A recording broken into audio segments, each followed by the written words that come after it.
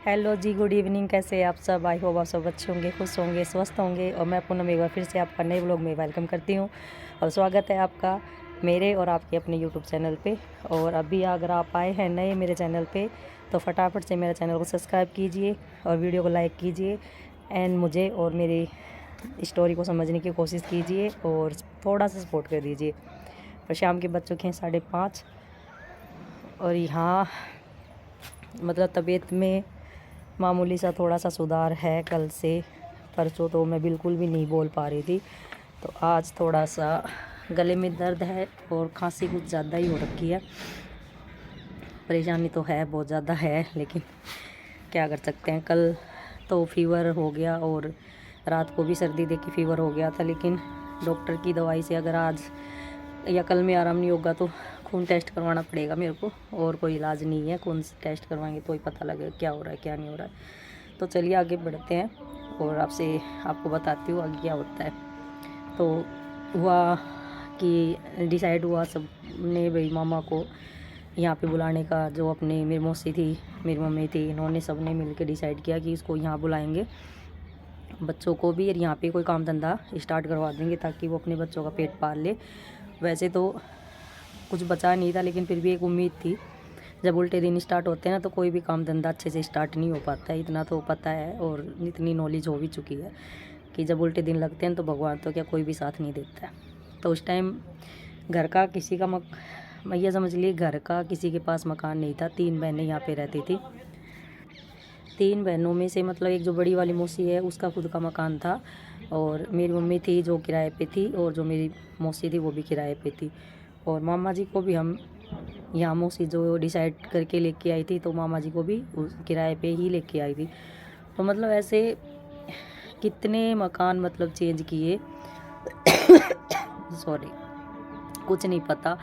तो जहाँ भी मेरी मौसी रही वहाँ पे अपने भाई को साथ रखा ताकि फैमिली बनी रहे और प्यार बना रहे और भाई का काम धंधा मतलब कुछ अच्छा सा स्टार्ट करवा दे।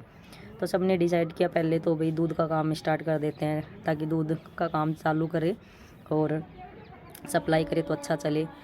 थोड़े दिनों किया दूध का काम भी, और कुछ चला भी ठीक ठाक से, क्योंकि जो मेरे बड़े वाले मौसा जी है ना उनकी मतलब हलवाई की दुकान थी, तो उन्होंने कुछ सपोर्ट किया या कुछ, भाई मौसी काफ़ी दिनों से यहाँ रह रही थी तो उन्होंने भी मतलब काफ़ी जान पहचान हो गई थी, तो सब ने सपोर्ट किया। लेकिन थोड़े दिनों बाद ही फेल हो गया और मामा जी ने धीरे धीरे मतलब काट पकड़ना स्टार्ट कर दिया था। मतलब ऐसा हो गया था कि जैसे किसी ने जंजीरों से जकड़ लिया हो। काफ़ी टाइम फिर उनका इलाज करवाया। मतलब एक पत्नी 4 बच्चों के साथ एक किराए के मकान में रह रही है और पति की क्या हालत है कोई नहीं देख सकता। मतलब रखा कुछ सोच के था अपने भाई को कि हम अपने भाई को यहाँ लेके आएंगे, तो कुछ सोच के उन्होंने भाई रखा यहाँ पे, लेकिन कुछ फ़ायदा नहीं हुआ।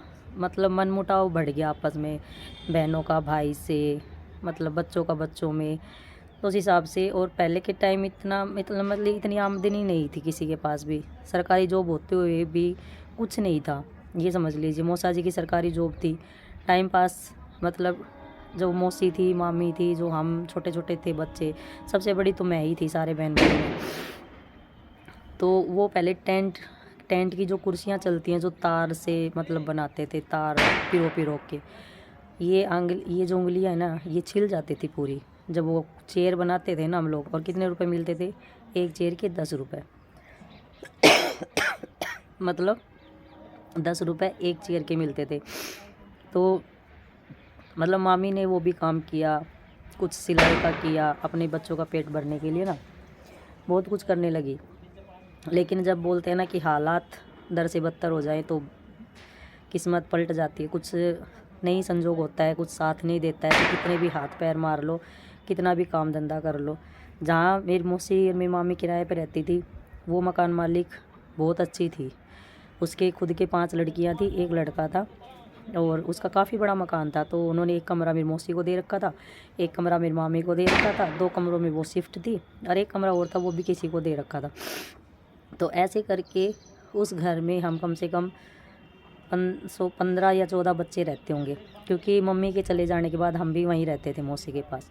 और 4 में मामी के हो गए, 5 6 उसके हो गए, 3 हम हो गए, तो और किराएदार थे उनके भी हो गए। तो मतलब सारे बच्चे प्यार से एक ही जगह रहते थे। तो मतलब कैसे हमने वो दिन बिताए हैं वो हम ही जानते हैं। एक एक बात जो है ना दिल में है, दर्द होता है बहुत ज़्यादा। तो कल मिलूँगी आपसे नए ब्लॉग के साथ, तब तक के लिए बाय एंड टेक केयर।